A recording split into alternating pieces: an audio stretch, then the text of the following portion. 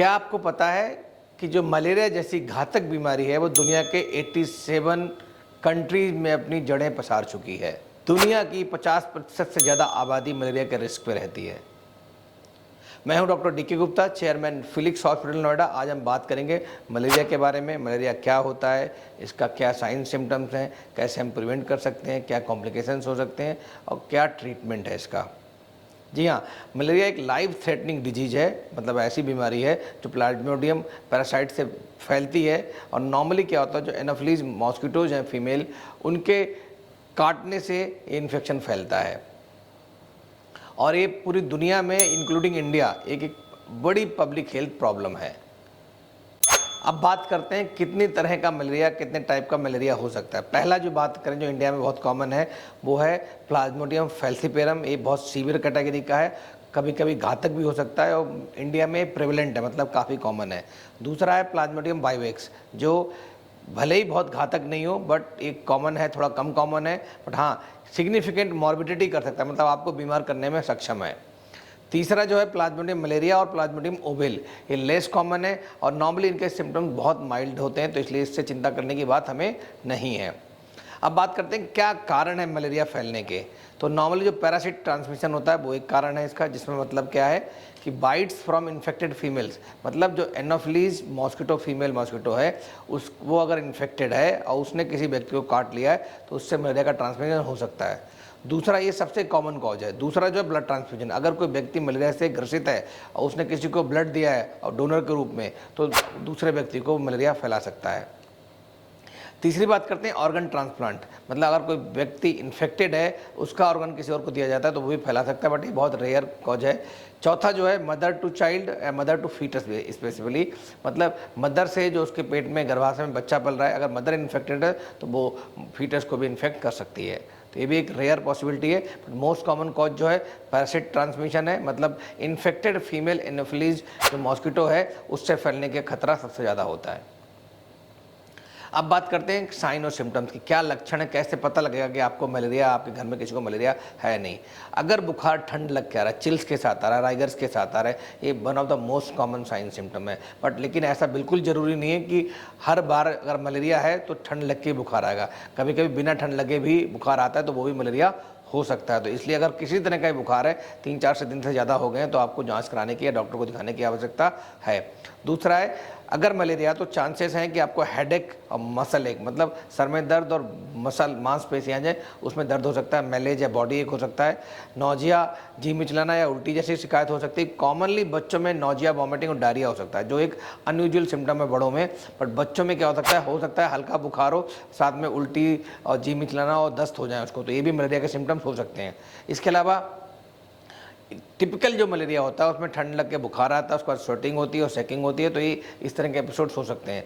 Long term अगर किसी को मलेरिया रहता है और सीवियर मलेरिया होता है तो उसमें क्या होता है, बहुत सारी जो हमारी बॉडी की रेड ब्लड सेल्स हैं वो टूट जाती हैं, उसकी वजह से सीवियर एनीमिया, मतलब खून की कमी भी हो सकती है।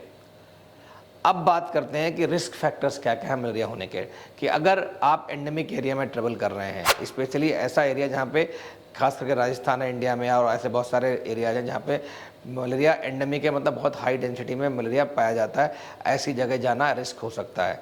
Living in A malaria endemic areas, अगर आप वहाँ रह भी रहे हैं तो भी आप हाई रिस्क पे हैं। लैक ऑफ प्रोटेक्टिव मेजर्स, मतलब अगर आप ऐसी जगह जा रहे हैं या कहीं पे भी रह रहे हैं जहाँ पे मच्छर है और मलेरिया फैल सकता है, और वहाँ पे आप कोई मॉस्किटो बाइट्स से बचने के लिए इंसेक्ट रिपेलेंट यूज़ नहीं कर रहे हैं, जाली मच्छरदानी का यूज़ नहीं कर रहे हैं, या खिड़की में ऐसी नेट्स नहीं लगा रहे हैं जिससे मच्छर आ सकते हैं, कोई ऑल आउट या ऐसी कोई मॉस्किटो रिपेलेंट जो बहुत सारी कॉइल्स होती हैं या जो क्रीम्स हैं उनका उपयोग नहीं कर रहे हैं, तो मच्छर काटने की संभावना बढ़ जाती है, उसकी वजह से मलेरिया फैल सकता है। ऑक्यूपेशनल हजार्ड्स, अगर आप ऐसी जगह रह रहे हैं जहाँ पे खुले में पानी भरा हो, जहाँ पे मच्छर का लार्वा है, मच्छर है वहाँ पे बहुत सारे, और एग्रीकल्चर एरियाज हैं, जंगल्स हैं, या ऐसी जगह जहाँ पे हाइजीन अच्छा नहीं है, तो वहाँ पे भी मच्छर की संभावना बढ़ जाती है और उसकी वजह से मलेरिया होने की संभावना बढ़ सकती है। अब हम कैसे पता करेंगे कि मलेरिया है नहीं, क्या उसके टेस्ट हैं। पहली डायग्नोसिस तो क्लिनिकल डायग्नोसिस होती है। अगर किसी को बुखार आ रहा है, 3-4 दिन हो गए हैं और स्पेशली ठंड लग के बुखार आ रहा है, शिवरिंग हो रही है, चिल्स हो रही है, नौजिया वॉमिटिंग जैसा हो रहा है, बॉडी एक हो रहा है, सर दर्द हो रहा है, या कभी कभी अगर सेरेब्रल मलेरिया है तो उसको प्रोजेक्टाइल वॉमिटिंग हो सकती है और कभी कभी बंदा अल्टर्ड हो सकता है। तो ऐसे कोई सिम्टम्स आ रहे हैं, मतलब बुखार किसी भी कारण से हो, 3 से 4 दिन से ज़्यादा हो गया, और अगर आप एंडेमिक एरिया में रह रहे हैं तो until and unless proved otherwise, जब तक प्रूव ना हो जाए कुछ और, तब तक हम उसको मलेरिया ही सस्पेक्ट करते हैं। जांच कैसे करेंगे? लैब टेस्ट कर सकते हैं, ब्लड टेस्ट कर सकते हैं, जिसमें ब्लड का पेरिफेरल स्मीयर बनाते हैं, उसमें देखते हैं कि पैरासाइट ब्लड में है नहीं। दूसरा रैपिड डायग्नोस्टिक टेस्ट होते हैं, जिसको बोलते हैं मलेरिया कार्ड टेस्ट भी बोलते हैं, एंटीजन टेस्ट होता है, इससे भी हमें तुरंत पता लग जाता है, इसकी सेंसिटिविटी और स्पेसिफिसिटी अच्छी होती है कि मलेरिया है नहीं है। तीसरा जो टेस्ट होता है पीसीआर होता है, पॉलीमरेज चेन रिएक्शन टेस्ट होता है, उसमें हम पैरासाइट का जो डीएनए है उसको आइसोलेट करते हैं, उसको चेक करते हैं, उससे भी कंफर्मेशन हो सकती है। तो ये मैंने बताया जो क्लिनिकल डायग्नोसिस कैसे करेंगे और लैब टेस्ट से कैसे डायग्नोसिस करें। कभी कभी कुछ सपोर्टिव टेस्ट कराने पड़ सकते हैं, कुछ अन्य बीमारियों को रूल आउट करने के लिए यूरिन टेस्ट कराना पड़ गया, लिवर टेस्ट कराना पड़ गया, अल्ट्रासाउंड कराना पड़ सकता है, एक्सरे कराना पड़ सकता है, जिससे कोई और बीमारी है इस तरह के जो सिम्टम्स वाले वो रूल आउट हो जाए।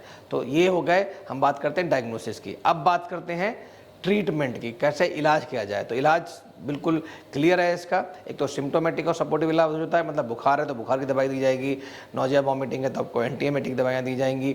अगर आपको डिहाइड्रेशन हो गया लूज मोशन वॉमिटिंग से या अपना इंटेक कम है तो उसकी वजह से आपको हाइड्रेशन के लिए फ्लूइड दिया जाएगा। बट बिल्कुल स्पेसिफिक ट्रीटमेंट क्या है कि एंटी मलेरियल ड्रग जो होते हैं वो बहुत इफेक्टिव ड्रग्स हैं। आजकल बहुत सारी कैटेगरी के आ चुके हैं। डॉक्टर आपके सलाह अनुसार और कौन सा पैरासाइट मिला है आपकी बॉडी में कि फैल्सीपेरम है या प्लाज्मोडियम बाइवेक्स है, उसके अनुसार आपको दवाई देगा एंटी मलेरियल। उससे आपका एक कोर्स होता है 3 से 5 दिन 7 दिन डिपेंडिंग अपॉन क्या बीमारी है, आपको कौन सा पैरासाइट है, और उसके बाद आपका जो इलाज है वो कंप्लीट हो जाता है और मलेरिया से ठीक हो जाते हैं। कभी कभी बिकॉज सीवियर केसेस में हम लोगों को हॉस्पिटलाइज में मरीज को भर्ती करना ही पड़ता है। तो ये भी हो सकता है कि अगर आपके सीवियर केसेस में आपको डिहाइड्रेशन हो रखा है या आपको सेरेब्रल मलेरिया हो चुका है, मतलब दिमाग में चढ़ चुका है बुखार, या कोई और सीरियस सिम्टम्स हैं, तो आपको भर्ती करना पड़ सकता है। लगा के रिपेलेंट यूज़ करके कैसे उनसे कटने से बच सकते हैं। तो अगर हम इन सब चीज़ों का एजुकेशन अवेयरनेस देंगे थ्रू डिफरेंट प्लेटफॉर्म, चाहे वो प्रिंट मीडिया है, इलेक्ट्रॉनिक मीडिया है, सोशल मीडिया है, उससे क्या होगा कि हमारी जनता अवेयर होगी, मच्छर कम होंगे और मलेरिया कम होगा। Thank you so much.